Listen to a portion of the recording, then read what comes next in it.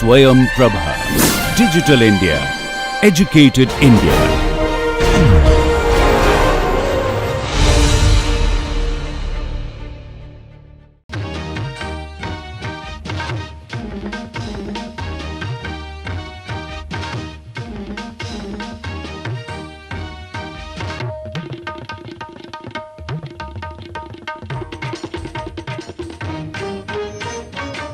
This is week 1, lecture 2 on basics in scheduling. Last lecture we have seen primarily the inputs or the introduction to project management, and then we started little on inputs to scheduling. Okay, with the WBS we started. We will continue and we will see more details in today's class. So, today's class primarily what am I going to cover? So, we will see activities, definitions, list, primarily the list of activities, how to arrive at. So, the WBS example we will again continue for today's class. Then how to estimate the activity duration and the different types of estimations available in theory, practice, we will see everything, and the relationships between activities also we will see. So, activity, what do you mean by an activity? The elements into which a construction project is subdivided into manageable minor steps are called activities. While explaining WBS also, I told a project at that level it is very difficult to handle by a project manager to foresee all assumptions and other issues. So, the project at that level it is very difficult. So, we have to break down into sub elements in order to manage the entire project, okay, manage in the sense plan, schedule, control, whatever. So, that breakdown, the last level of the hierarchical breakdown is primarily called the activities, and then we arrive at the list of activities. An activity has the same objective as that of a project in terms of specified goals, in terms of definite beginning and the end, in terms of consuming resources, in terms of objective specifications, everything it has a similar meaning. Okay, that is what is this. An activity is a single work step that has a recognizable beginning and an end. Now, what about the number of activities? Is there any guideline? Should I have 100 activities? Should I have 5000 activities and so on? There is no limit, there is no hard and fast rule. If I am able to manage my activities at 300 numbers, then you can go with that, otherwise you can go with 1000 also when you are comfortable in foreseeing the project at that level. So, there is no hard and fast rule in any project. Okay, but every activity is advisable that you give a description to the activities. Primarily the scope of the whole activity should come in that description along with attributes which can be measurable and subjective attributes. Now, coming to activity types, every time you have you say there are list of activities, and for example, I am taking an excavation as an example. In excavation itself there are series of steps, I would say, and in the series of steps there may be a value adding portion, there may be a non value adding portion and so on. Okay. Let us see what are those categories. Okay. So, task types, so value adding activity, non value adding activity, but there is another if also non value adding but necessary portions of those non value additions. Value adding activity is the direct physical progressing activities, maybe it can be a design activity or an engineering activity in the design phase, or it can be just a construction execution in the construction phase. So, other segments, for example, shifting the equipment, setting up the whole site, setting up your place, getting ready for the task, then safety audits, safety meets, they are not part of the value adding portion. So, the value addition is at its direct meaning, whatever is a physical progress of your design or construction is primarily called the value adding activity. What is a non value adding activity? Breaks in the work, nobody can work for 8 hours per day and so on. So, they may become fatigued. So, there are breaks, those breaks can be a very good example for demonstrating a non value addition. Those activities, even if they are not in the system, still there is no harm or there is no loss of the work going on, work progress, then they are called the non value adding activities. Then the non value adding activity but necessary category, what are those? They can be procurement related activities, administrative activities, etc. For example, checking for the stock list in the godowns, okay, inspecting with the local markets, and then procurement, placing an order for procurement, or it can be an audit inspections, quality inspections, safety meetings. These can be some sort of an procurement or admin activities which are necessary in the whole go. Okay. Now, with this I will just show a small example on unloading of rebar in the site. Okay. So, when we looked at, we were very curious to know how much non-value adding portions were there and how much value adding portions were there in the activity. So, we used a simple diagram called flow process chart to measure all those. Okay. So, flow process chart, this is the flow process chart. These are all planning techniques as part of your work study, which I will cover up at the end of the lecture on other scheduling techniques. I will give a small introduction to this, but I will just explain how to read this table first. Okay. So, the description of activity, primarily these are the 1 till 16, and it is only a snapshot. I have several more down in the line. So, this is only a snapshot on the steps for completing an unloading of rebar in the site. Primarily I have cropped only till unloading of rebar in the site, and this is a time taken in minutes for each of these steps, and these symbols are primarily to show the weights, and then the last column is primarily the number of laborers, workers required to do all these operations. Okay. So, now let us, I am just going to read out few of the statements or steps here, so that you will understand when we are really executing the work, you will not note down all these unnecessary steps, but you will see what are all the unnecessary steps, and you will always, you should try to improve on the value adding portion to enhance or promote your construction projects. Truck with the rebar arrives at site, it is just arriving, we are starting from there, so that takes 0 minutes. So, we are not counting previously before entering the site, only from the site we are starting our time calculations. Waiting for the engineer to arrive, so 25 minutes there was a delay on that particular day for the engineer to come. Then the visual inspection on the steel was taken down, it took another 10 minutes. Then receipt was given by the engineer, another 10 minutes. Then wait for the laborers or workers to arrive, it took another 20 minutes after the receipt was given. Then the phone call was done to those laborers, and the laborers arrived in another 20 minutes time span. Then a sample was cut and it was sent for testing, it was another 10 minutes. Then cutting the sample for further test by the third party agencies who is doing the laboratory test. Then receipt by the quality in charge that the steel is actually in good condition or not as per the specifications, that took another 10 minutes. Then travelling of truck till the weighing machine in order to determine the weight of the steel, that took 3 minutes. Then weight of the truck was noted down, it took 0.5 minutes. Then feeding details of the arrived truck in the system for verifying the receipts at weighing machine. How much was a load which has entered the site, the receipt has to be entered in the register, that took 15 minutes. Unloading manually. So, when the truck arrives, unloading happened, the small test with the steel test. So, primarily value adding portions are very less here and there. Unloading, it took 60 minutes. Then the truck, again empty truck has to go back to the weighing machine to really determine the self weight of the steel which has entered the site. Okay. So, if you see the number of small steps, you will understand where is a non-value adding and value adding portion. Effort has to be made in order to improve or promote the value adding portions and try to minimize or avoid the non-value adding portions in the whole operations in construction. Okay. Now, let us move on to the earlier example which we were seeing in the last class. So, primarily to derive at list of activities. How do we go level 1, level 2, level, what is the breakdown we can go ahead in order to generate the list of activities. So, we are continuing with the same example, and I am just continuing with the same highlighted task which we have seen for layout, arrangements, decision making and all what happened last class we have discussed. So, level 1. So, here if you see level 1, level 2 I have shown you in the last class. Now, level 1, level 2 I am still keeping the same, only on table alone we are going to go a little more in depth.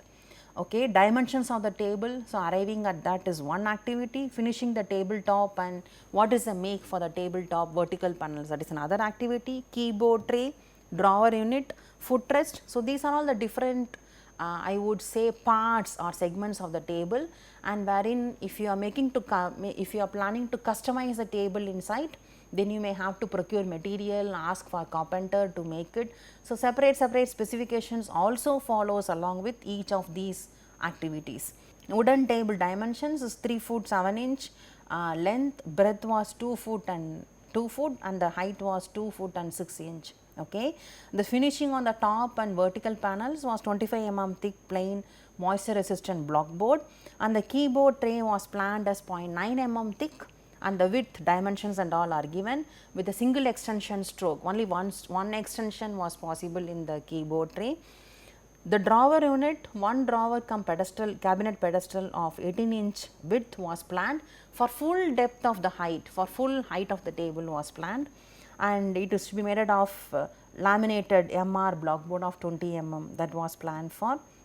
The footrest, the remaining width of the table is supposed to have a footrest in order to give strong support to the whole table also. That was what planned. Other things we are ignoring right now. Now moving on to detailed specs. So, when you are going on into the detail levels, okay, again you have to work out more on the scheduling in order to really have a clear idea on the whole project.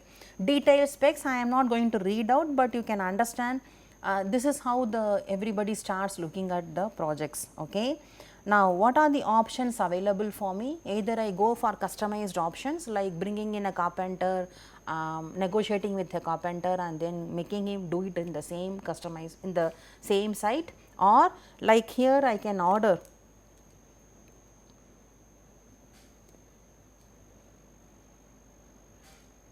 okay, or here like this I can order from a website and then make them deliver to my place. Okay. So, these two are the customized options, and these from a photograph I have taken here, and these two were the options. Only thing is the specs may not match exactly with these two options, but the specs may exactly match with these two options because it was taken from the students who are going to be the users, and from there specs were derived, and this will be exactly implemented in the site. Okay. Now, what is the duration? Based on the availability of 12 numbers table, on decision on whether to choose this or this, you will get the table accordingly. The duration of the table depends on what? The decision that you are going to make, whether I want to use this may take 2 weeks at least to manufacture all these tables, or should I go with this? If the availability is there, within 3-4 days you will get the table in site, otherwise it may take 1 month or so if you are planning to order, then get it from the stock and then you are going to have it. Okay. So, accordingly the schedule durations now vary, okay, which is what I have written. What about the duration? Duration is now, it is not known, we have to really explore what can be the duration based on decision making. So, now what I am trying to say is each time it is not that automatically something is happening, there is a system on decision making when you go down every level, and duration is coming out as a result of that based on the comforts, conveniences, constraints which are coming into the projects along with the requirements of the whole project. Okay. Now, what is activity duration? Now, we are stopping at still duration. So, what is it that I want? I really wanted to know what is the duration of my individual activities to really want to know what is the duration of my whole project. Okay. So, what is activity duration? The time required for each activity for its completion is primarily called activity duration. So, all time consuming activities are generally assigned a duration.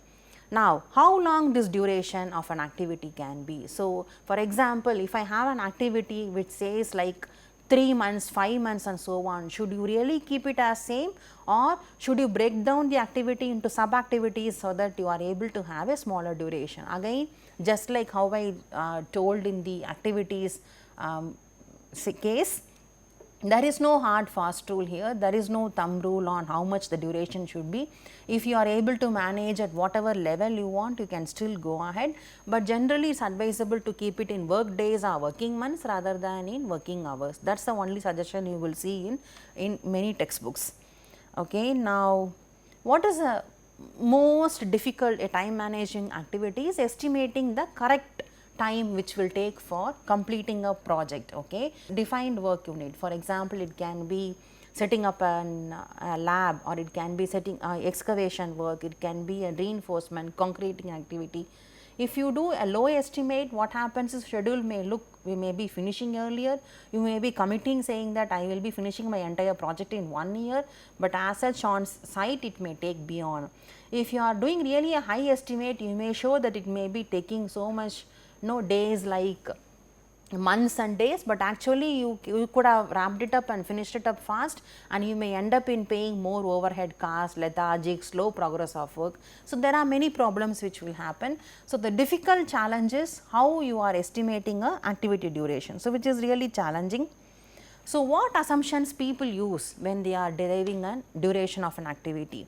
Activities will be performed normally. Okay, suppose when you want to measure the distance from your hostels to your classrooms, okay, you should not walk in a very fast speed or you should not walk very slow. So both are not considered good when you are measuring the calculations. You should be walking in a normal pace and then measuring up what is the time it will take to travel from your hostel to the classrooms. So which implies any activity should be performed in a normal speed, in a normal environment and normal situations by a normal worker also. And evaluate each task for preparatory items of work. So how much is a preparatory item or time it requires, and how much is the real value adding portion in the whole activity. Okay, and use uniform productivity rates. This I will explain you after 1 or 2 slides. And as I told you this earlier, you always use work days and not hours for measurement. Okay, I am just bringing a small example to showcase the how to find the duration, okay, which we call as a direct method. There are several methods available. We are going to see many of the methods in today's class. Direct method using total quantity, crew size and daily production rate. In this example, I have said there is a crew and the productivity alone I have told you. I have not told what is a crew composition in this particular example. For example, find the duration of painting activity of 400 meter square, that is the work content or work unit quantity. Using a crew of productivity is 12 meter square per hour. Painting activity, we generally take measurements in terms of area only, it is not in volume anyways. Okay, so it's primarily meter square and the crew capacity is 12 meter square per hour. So what will be the answer, which is 400 by 12. So approximately 34 hours is the duration you are going to take for the painting activity if you are using this particular crew. Okay, now the next question which comes to your mind is, how am I going to get the 400 meter square and who gives me the value of 12 meter square per hour? Okay, 400 meter square obviously comes from your estimation exercises. I have a drawing. Okay, generally in construction what happens is I am given all GFC drawings, which is good for construction drawings. From there you have to really do the estimation in getting out all your quantities. You have to do working out all the quantities, and people use generally central line method or long wall short wall method. There are methods available which you have known earlier. From there these quantities come there. Okay, and the crew composition comes from your resource availability, and the productivity of the crew, it can come from the productivity constants also. Sometimes you can also use experience. Suppose if you are not comfortable in, or you are just first time a beginner in going ahead with a project, then you can always choose productivity constants from the IS code. Okay, there is also an IS code available, IS 7272, and I just showed a sample of a snapshot of that. But the only one problem is it reliable and how many assumptions have gone in here. Okay, now is it reliable? This data has been taken in 74, okay, and there are plans to revise this IS code. That is another issue. Now how far can I just use the data for working out a project in 2019? Okay, it is very difficult and you don't know how many assumptions have gone in for making all these works. For example, say X on level, on same ground level and on maybe on 12th floor or 15th floor, same work. Can you measure the same duration? Can you think the duration of these two activities will be the same? Activity is the same, but the place at which you are going to work is obviously varying. So do you think you will get the same duration for both the activities? Obviously no. Which is what I said, under what situations, what circumstances, what is the hazardous nature of the whole activity. If it is not known or it is not clear at all, then you cannot use the standards. Okay, but instead of saying I am not clear on how to go ahead with, and you have to build it up and start using your own measurements from the construction sites. That is what is advisable. Okay. Now, what are the estimating techniques people use, okay, or people have as a choice when they are planning for estimating the activity durations? Number 1, expert judgment. There is no particular order, so I am just using my own order. Number 1 is expert judgment. It is one of the most frequently used methods for estimating the duration of activities in projects. So, in this method what happens, the estimator he relies on his own expertise and is guided by some historical information and experience with the previous projects, and then he just says, okay, excavation activity, this will take 2 months, this will take 3 months. So, he just uses that expert knowledge and he starts filling up the duration of the activities. Okay. But what happens is, for improved accuracy, it is recommended that this can be combined with other techniques which has a more little scientific issues behind, so that it can be done with ease and at a faster pace. You can finish up the whole estimation exercise. Okay. Then the next is analogous estimating. So, it requires you to analyze the previous projects to approximate the length of the current activity. Okay. I would have done 2 or 3 sewer line projects, and this is my 4th sewer line project. So, I may have some different set of experience in the previous projects in estimating the durations. I can use some portion. Maybe I can take a completed project, or I can take a section of those project and I can compare that work with my work, how much is the deviations, and then accordingly I may use this method for estimating the duration. In this method what happens, you can have a very quick easy estimates for projects or tasks that are not very complicated. Okay. In sewer lines, maybe the ground conditions, your design may be little varying, but construction more or less it may not vary. So, you can still go ahead because you may have repetitive types of a construction work. Okay. The next is heuristic estimation. So, heuristic estimation, this is based on parameters derived from past experiences. In here what happens is, it's actually close to your expert judgment, but in expert judgment they really go with experts opinion, and primarily it is dominated by experts. And in this heuristic estimation, people use a mathematical type of expression in order to arrive at a formula, and they use that expression, and that expression can be also handled by non-experts in this type of a heuristic estimate when the expression is made available. That is the underlying statement here. The next method is parametric estimating.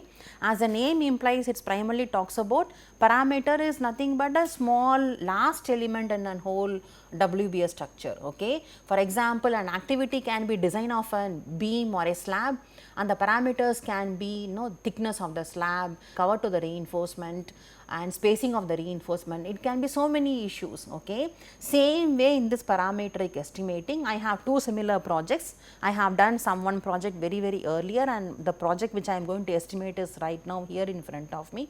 Just do parametric estimation. Is it only the windows alone have changed? There I have used wooden windows, and here I am going to use an aluminum windows. Another estimation may fall in place for me.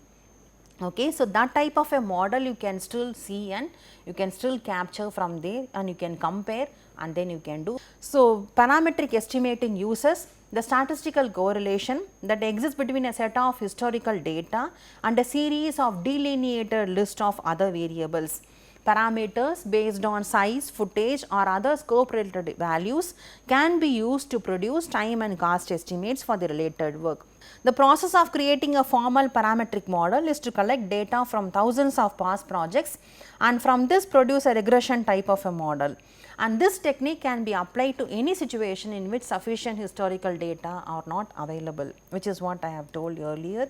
The next is Delphi technique, and Delphi is a common term which construction management researchers generally use. Delphi is like I take opinion from few people, then once that iteration is over, I start brainstorming on the results that I have got in front of me. The results are coinciding, then you can conclude. The results are not coinciding, and but they are close to converging. Again you have to do one round of getting expert opinions, then the results asking that person X had given an Y value, can you please change, or what do you think about it. So, getting concurrences on others values, and then you start getting at a convergence. Okay. And the problem here is you may also land up in several iterations in order to arrive at a converged value. Sometimes the first round itself you got totally diverged value. Some people has told 2 days and somebody has told 2 months, then it is like two diverged, and then arriving at a consensus may never happen at all. That is the real drawback in Delphi technique. Okay. Inquire from several independent experts to estimate the duration of an activity in a project, and then evaluate the results to provide an objective estimate. This method is based on the assumption that the independent experts are unknown to each other, and thus their individual biases will cancel out, resulting in an accurate estimate. I am not worried about what my other expert has told. So, I am worried about what all I think are the assumptions, constraints, and etc., and I am giving my value at all. And once the first iteration is complete, the panel meets to discuss the results. Then estimators review their estimations in the delta column, and this process will continue until a consensus is reached. Okay. Normally, Delphi technique is used for more highly complex situations for which there is little historical background. However, the concept works in situations where a non-biased estimate is needed.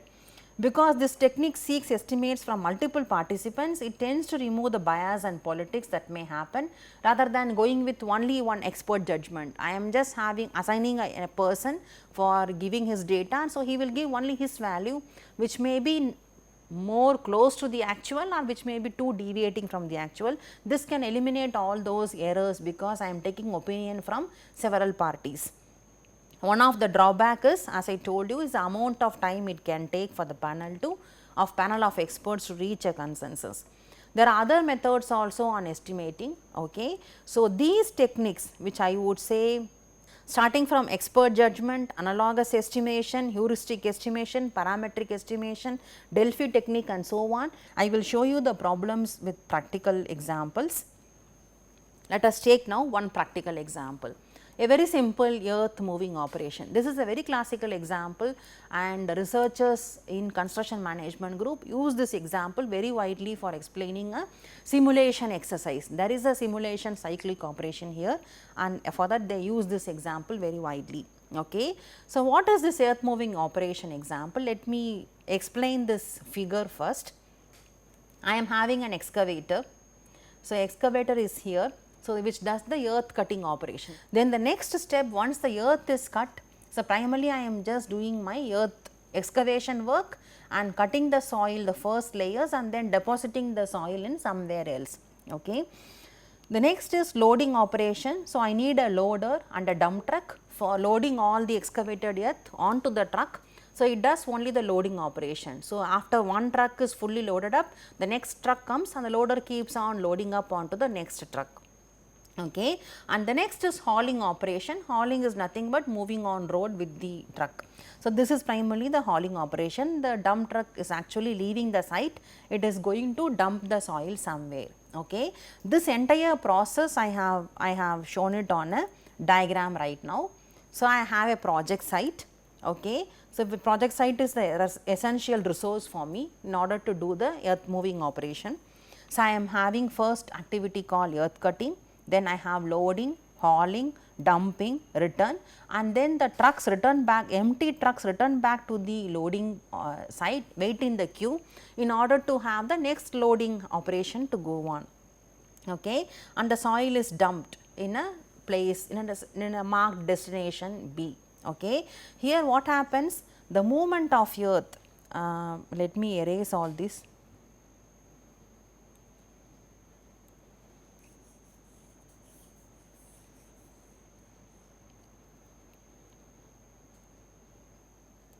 Okay.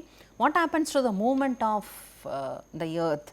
The earth movement is starting from here, it is moving on cutting, loading, hauling, and then dumping. So, this is actually the earth movement which is stopping till here. Okay. Excavator, there is no movement here, but what happens to the loader? The loader's movement is only till here. Okay. So, restricted only till here, only till the hauling operation, and the truck, it actually moves in a cycle. So, this actually shows the truck cycle also. Okay. Loading operation, hauling with the movement of the truck with the soil or the earth, and then it dumps, then the empty truck comes, only the empty truck with no earth, it just comes back and then stays here.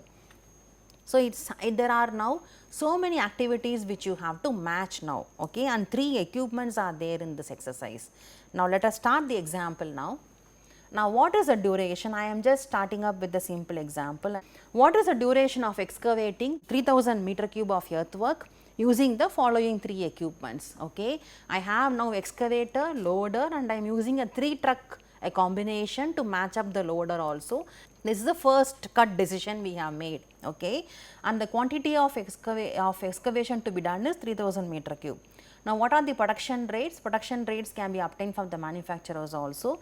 Of excavator is 200 meter cube per day, of loader is 250 meter cube per day, of the 3 truck combination is 150 meter cube per day. Now, what will be my answer? So, duration of the activity now. For the excavator alone, if this is the production cycle, then it will take 15 days to finish the 3000 meter cube. Loader, 12 days it will take to finish the 3000 meter cube.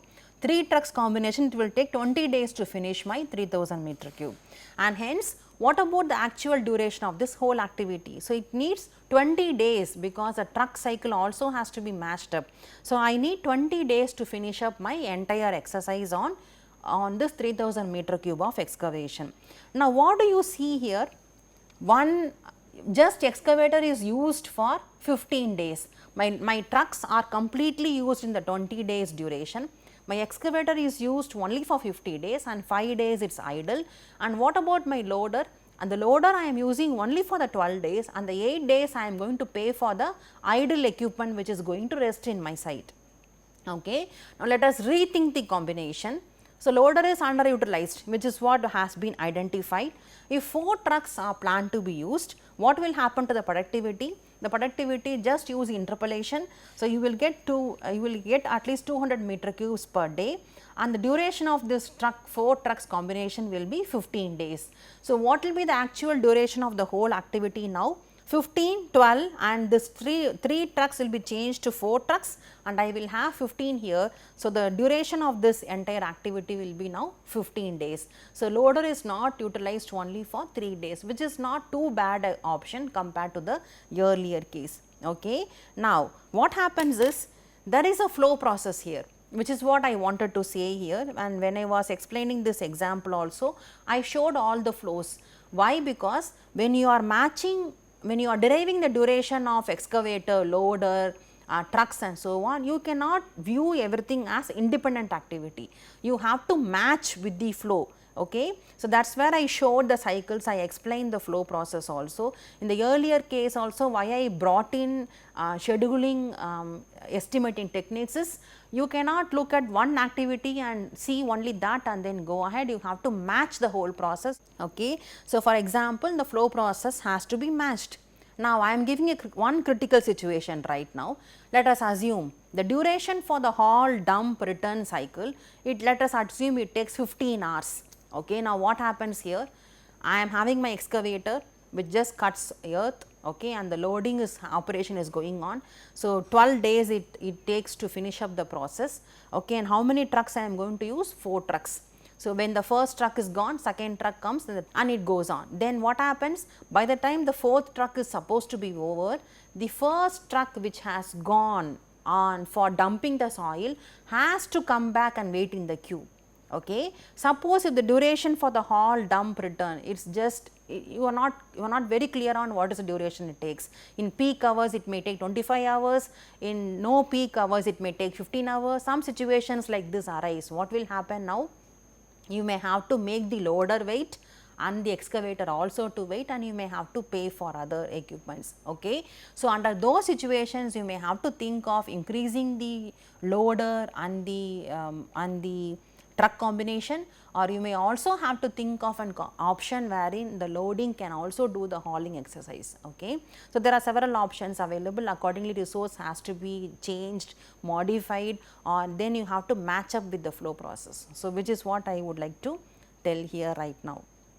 Now, in the same way, is the flow process, matching up the flow process, is it the only one way it works in all projects? No, not necessarily. The previous example it works, and what happens in this case? This was setting up a laboratory example which I explained in the recently. In the same example, do you think the flow process will be matched up when you are putting in more crews and more workers? It will not work out in every time. Okay. So, now what are the other options available now? Let us again, I am just giving a critical situation here, and what we say is a milestone planning. The resources all has to be based on the milestone which you are planned and assigned in the project, and accordingly you plan or you schedule the entire exercise. Okay. Let us assume in the same developing a construction management laboratory exercise, January 2020 the lab has to be ready for the classes. Okay. And today we are in July. Okay. So, hardly 5 months or 6 months we have in setting up the laboratory. Now, what are all the critical parts one has to look out? We have to look from the backward. Okay. From the finishing phase we have to see. So, first software procurement, training, installation has to be done before the class has to start. To do the software procurement, training and installation, computer hardware purchase, installation has to be done. And to set up the computer, you need the table unit and assemblies, because you cannot dump the computer on the floor. So, you need the table unit has to be come in place, and before you put the table unit and then do the installations and so on, networking points, electrical points has to be fixed. Okay. So, now let us look at all the tasks. So, every task will have a list of subtasks. For example, electrical work, I may have to do light points, wiring for the light points, I may have to do power points, I may have to look at AC points, again earth work, wiring for earth, everything you have to do. Distribution box I have to set up, ceiling lights I have to fix, ceiling fans I have to fix, otherwise you can't put the computer and then do the installation also. Okay. Now, if I assume approximately some n is a duration for each and every item, by putting in more crew you won't be able to do, because most of them are like sequential activities and some only you can do it in parallel. Electrical work can go parallel when you are doing the table unit assembly, because table will not require any electrical fixtures. Okay. So, some works can go parallel and some works can go sequential, but the duration of these activities are like fixed and you cannot alter, and there are series of steps in each and every item like this. Okay. So, in this, how do you do the scheduling and how do you go with the whole exercises? We may have to fix the milestones and accordingly work backwards on your schedules and then go ahead with the schedules. That is how it has to be done. Okay. Now, we will see more on now relationships in the flow process or in milestone planning, whatever it is. Now, we learned little on durations. So, we will see now what is the relationship that governs, because your durations alone is not essential in order to fix your schedule of the whole project. Now, relationships, what are the different relationships available? So, there are sequential, parallel is a common relationship which we use in construction phase alone. Okay. There are other types of relationships are also there that we will see later, and in resource relationships are also there, which also we will see little later. Okay. Generally, when you say dependency relationship, it is by default it is called logic relationship. So, what do you mean by logic? It is an order in which the activities are to be accomplished. Okay. It is an order in which A has to be done first, after A, B has to be done, or A and B can be done in parallel. So, it determines the order in which the activities has to be executed. And what is it exactly defined as? A logical relationship which exists between two activities, when the start, it can be also finish of one activity, depends physically on the finish or start of another activity. Okay. Why I am underlining here physical is, this applies only when you are using a logical relationship. Okay. For other relationships, this physical will not play a role, the other resources will play a role for resource relationship, information will play a role for information driven relationships and so on. Okay. Now, there are different terminology which I would like to. Number one, links. Links is the word which we use when we are not following the conventional finish start. For example, in the previous place I said finish of one activity is connected with the start of another activity. There is a finish, there is a start, okay. But in links what happens is I can actually start another activity after some space of the activity has been progressed. So, it can start somewhere in the middle, it can also finish somewhere in the middle, okay. They are primarily called as a links, okay. Then the next, loops or cycles. When two or more activities are actually connected in a circular manner, then they are called as loops or cycles, which we will see more elaborate as we move on into the week 4. The next is redundancies. Redundancies are unnecessary relationships in a project, okay. I will show you with an example also on this. And the logical relationships should not be confused with constraints, okay. We will explain now what is a constraint. Constraint is when an activity is subject to constraint, such as approval of an owner or a government agency, etc. Okay. The constraints, when you work on softwares like MS Project or Primavera, you will come across some sort of a constraints which we classify as flexible constraints, moderate constraints and an inflexible constraints. Okay. What is a flexible constraint? It is very flexible, as soon as possible. The excavation work should start as soon as possible. So, there is no deadline, there is no demand. I can start today if possible, I can start next week if possible, there is no harm. So, because it is a flexible constraint. Moderate constraints start no earlier than. So, which implies I can start the activity, but there is a deadline only for the start. I can start even very ahead of whatever I can. Okay. Next, inflexible, there is a date given and you have to go only with the same date, okay. Must start on, must finish on are all called inflexible constraints, okay. Now, moving on into glossary in CPM, which I will start with a small example. This is a small example which I thought with that I will explain, okay.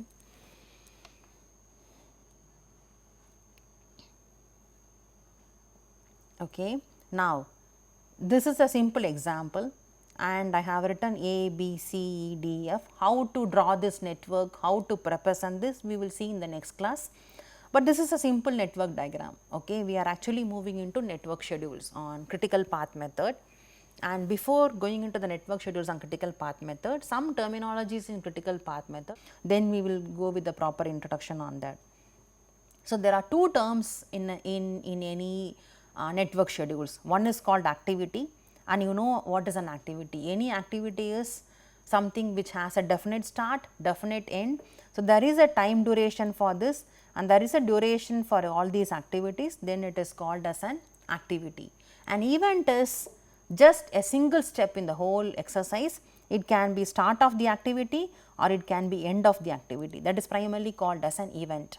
And the milestones are nothing but significant events. So, event will not consume any resource and event will not take any duration. The same case with milestones also, they will not consume any resource or they will not take any duration as such.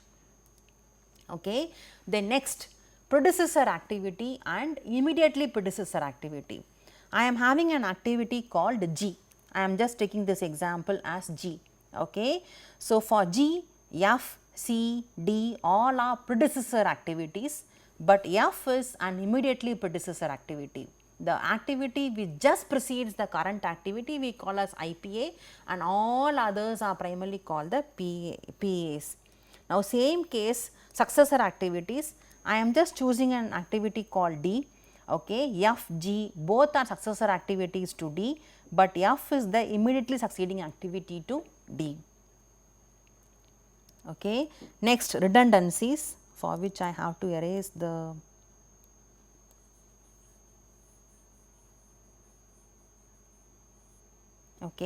redundancies. How do you explain redundancies? Redundancies are nothing but unnecessary relationships. For example, if I am marking from C to G, is it really necessary? Because already after C is completed, you are starting an F activity. So, it is really not necessary if you are having a relationship from C to G unless it is a different type of a relationship. In logical relationship, the C to G is not necessary, and this we call it as an redundant relationship. Okay. The next is dangling. Dangling is nothing but the free loose activities which are in the project. Okay. I just showed this example purposely. So, as such what should happen is all activities should be connected. So, in the terminology, A is supposed to be called as start dangling and G is supposed to be called as finish dangling, which you will learn more when we are doing the PDM, the precedence diagramming method. Okay. The next, so what is a network diagram or a schedule? So, network diagram or a schedule. So, we are just coming into network diagrams. It is a logical representation of the activities or events that comprise a project. Okay. So, primarily the way with which I have drawn this complete exercise, this is primarily called network diagram, or we can also call network schedules when you are planning to write a duration here 6, 5, 3, 4 something. When you write, then it becomes a network schedule also. Okay. And what do you mean by path? Again I will erase.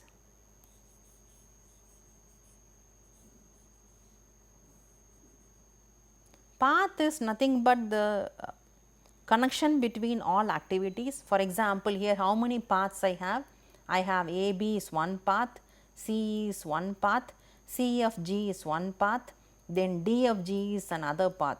Okay. So, these are all called the paths. Okay. Suppose A, B takes 10 days to finish, C takes 12 days to finish, this takes 15 and this takes 14. Then the C of G is called as a critical path because it takes a longer time to finish. That is called the critical path. In all network diagrams, you may draw the diagram, and then when you are assigning the duration to all these activities and then doing analysis, primarily the forward pass and backward pass, then you primarily land up in arriving at or finding out which is a critical path. So, that becomes the longest path in the whole project. Okay. Then crossover symbols, suppose I am crossing over two relationships like this, then there are symbols available for the crossing over. One is pipeline types and the other one is broken arrow, which implies just like this. Okay. So, these are the two. So, these are the two forms of crossover symbols we have for crossing over. You can still cross over two arrow marks, otherwise if you want to use symbols, the two symbols that are available are pipeline types and the broken arrow types. Okay. So, now so far what happened is, in this particular lecture we have described all the inputs in scheduling, starting from arriving at what is an activity, list of activities, relationships, duration little more we have seen in estimating techniques in a project as well, and we have started up introducing on critical path method, the glossary in critical path method and the network schedules. The next class we will see more on critical path method in detail and how to do analysis, scheduling, how to draw a network and so on. Okay. Thank you.